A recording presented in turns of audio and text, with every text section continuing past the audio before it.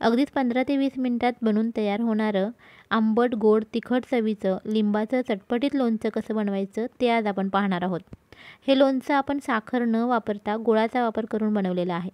लिंबाचं गोड लोणचं मग ते अख्ख्या फोडीचं असो किंवा असं लिंबू बारीक करून बनवलेलं, करायला खूपच सोपं असतं.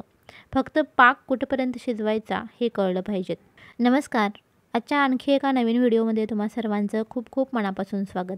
तर आज आपण लिंबाचं गोड लोणचं कसं बनवायचं ते पाहणार आहोत. याआधी मी साखर वापरून लिंबाच्या फोडीचं लोणचं बनवलेलं होतं. त्याची लिंक मी तुम्हाला डिस्क्रिप्शनमध्ये दिलेली आहे, तिथे तुम्ही चेक करू शकता. आज आपण याच लिंबाची पेस्ट बनवून त्याचं लोणचं कसं बनवायचं ते पाहूयात. त्याचसोबत लिंबाचा पाक बनवताना तो कुठपर्यंत शिजवायचा याची देखील मी तुम्हाला टिप्स सांगणार आहे, त्यामुळे व्हिडिओ शेवटपर्यंत नक्की पहा. हे लोणचं तुम्ही उपवासाला देखील खाऊ शकता, शिवाय वर्षभर टिकणारं आहे, त्यामुळे एकदा नक्की करून पहा. चला तर रेसिपीला लगेचच सुरुवात करूयात. इथे मी 6 मोठ्या आकाराचे लिंबू घेतलेले आहेत, साधारण पाव किलो लिंबू आहेत. तर अशा प्रकारे पिवळसर लिंबू आणायचे. आपल्याला लिंबाचं लोणचं बनवण्यासाठी अशा प्रकारचे पातळ सालीचे कागदी लिंबू वापरायचे आहेत.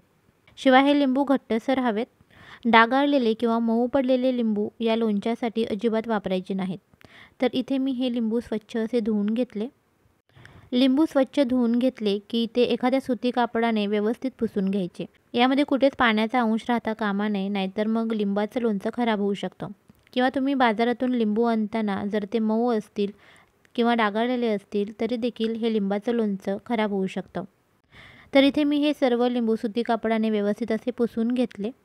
आता आपल्याला या लिंबाच्या बारीक अशा फोडी करून घ्यायच्या आहेत, पण त्याआधी आपण यातल्या पूर्ण बिया काढून टाकूयात. कारण एखादी जरी बी यामध्ये राहिली तर त्यामुळे लोणचं कडू लागू शकतं. त्यामुळे सर्व बिया अगदी काळजीपूर्वक काढून टाकायच्या. लिंबाचे असे 2 भाग करून घ्यायचे, म्हणजे बिया आपल्याला पटापट काढता येतात आणि अगदी सहज काढता येतात. तर असे 2 भाग करून मी या सर्व लिंबांमधल्या बिया काढून टाकल्या. तुम्ही पाहू शकता.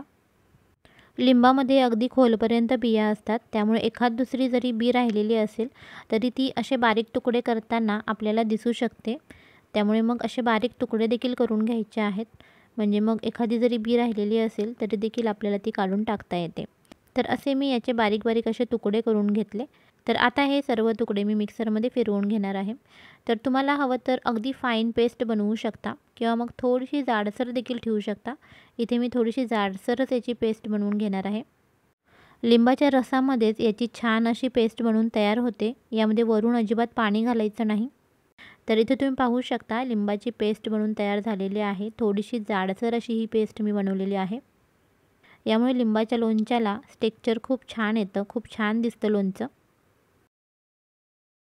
आता ही लिंबाची पेस्ट आपण मोजून घेणार आहोत, म्हणजे यामध्ये किती प्रमाणात गूळ घालायचा ते आपल्या लक्षात येईल.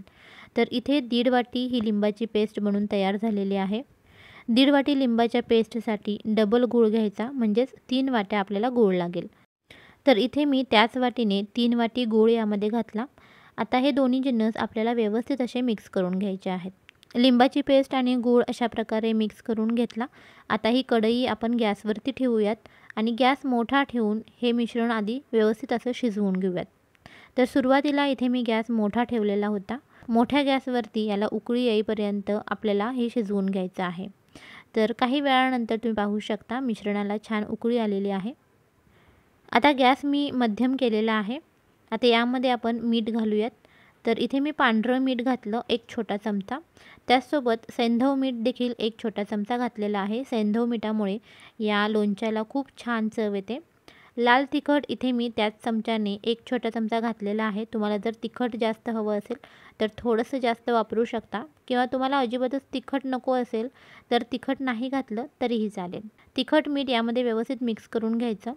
तर तुम्हाला या लोणच्याचा अगदी छान लाल भडक असा कलर हवा असेल तर तुम्ही काश्मीरी लाल मिरची पावडर देखील वापरू शकता. आता हे मिश्रण घट्ट होईपर्यंत आपल्याला शिजवत राहायचं आहे. हे मिश्रण घट्ट होण्यासाठी साधारण 8 ते 10 मिनिटं लागतात. तर आता इथे गुळाचा पाक बनायला सुरुवात झालेली आहे. या लोणच्यासाठी आपल्याला एकतारी पाकापेक्षा थोडासा आधीचा पाक हवा असतो. तर असा पाक तयार झाला आहे हे कसं ओळखायचं ते तुम्हाला सांगते. असा हा गुळाचा पाक थोडासा घट्ट होत आला की यातलं थोडंसं लोणचं एखाद्या प्लेटवरती घ्यायचं. ते थोडंसं थंड करून घ्यायचं आणि मग आपण चेक करूयात. तर हा गुळाचा पाक थोडासा थंड केल्यानंतर मी इथे तुम्हाला दाखवते आहे. इथे एक तार बनते आहे, पण ती पटकन तुटते, तुम्ही पाहू शकता. या गुळाच्या पाकाची एक तार तर बनते आहे, पण ती पटकन अशी तुटते, अशी खेचली जात नाही आहे. म्हणजेच आपला इथे पाक बनून तयार आहे. एक तारीच्या थोडासा आधीचा हा पाक आहे. यापेक्षा जास्त जर आपण हा पाक शिजवला तर आपलं लोणचं जे आहे ते घट्ट होण्याची शक्यता असते. तर त्यामुळे आता आपण गॅस पटकन बंद करूयात आणि हे लोणचं पूर्णपणे थंड होण्यासाठी ठेवून देऊयात. तुम्हाला जर हे लोणचं वजनी प्रमाणामध्ये बनवायचं असेल तर पाव किलो लिंबूसाठी अर्धा किलो गूळ किंवा साखर तुम्ही वापरू शकता. तर इथे आपलं हे लिंबाचं लोणचं बनून तयार झालेलं आहे. थंड झाल्यानंतर तुम्ही याची कन्सिस्टन्सी पाहू शकता. थंड झाल्यानंतर हे थोडंसं घट्टसर बनतं. तुम्ही जर हे लोणचं अगदीच ताजं खायला घेतलं तर ते थोडंसं कडू लागतं, पण 7 ते 8 दिवसात त्याचा कडवटपणा निघून जातो आणि ते छान आंबट गोड तिखट असं लागतं. आता हे लोणचं स्टोअर करताना एखाद्या स्वच्छ अशा काचेच्या बरणीमध्ये ते स्टोअर करून ठेवायचं. ज्या बरणीमध्ये तुम्ही लिंबाचं लोणचं साठवून ठेवणार असाल ती बरणी 1-2 दिवस उन्हामध्ये व्यवस्थित तापवून घ्यायची, म्हणजे ती व्यवस्थित स्टरीलाइज होते आणि मग त्यामध्ये हे लिंबाचं लोणचं साठवून ठेवायचं. वर्षभर हे लोणचं अजिबात खराब होत नाही. तर इथे आपलं हे लिंबाचं आंबट गोड तिखट लोणचं बनून तयार झालेलं आहे. लिंबाचं लोणचं इतर लोणच्यांपेक्षा अतिशय पौष्टिक असतं, कारण यामध्ये आपण तेल किंवा मिठाचा जास्त प्रमाणात वापर करत नाही. शिवाय इथे आपण साखर देखील वापरलेली नाही. तुम्हाला जर साखर वापरायचीच असेल तर खडी साखरेचा वापर करा असं मी तुम्हाला सुचवेन, किंवा मग इथे मी वापरल्याप्रमाणे गुळाचा वापर करा. तर आजची ही लिंबाच्या गोड लोणच्याची रेसिपी तुम्हाला कशी वाटली ते मला कमेंटमध्ये नक्की सांगा. शक्य असेल तर व्हिडिओला जास्तीत जास्त लोकांपर्यंत शेअर करा आणि अशाच छान छान रेसिपीसाठी आपल्या चॅनेलला सबस्क्राईब करून ठेवा. पुन्हा भेटूया अशाच एखाद्या सोप्या रेसिपीसोबत. तोपर्यंत तुमचा निरोप घेते. धन्यवाद.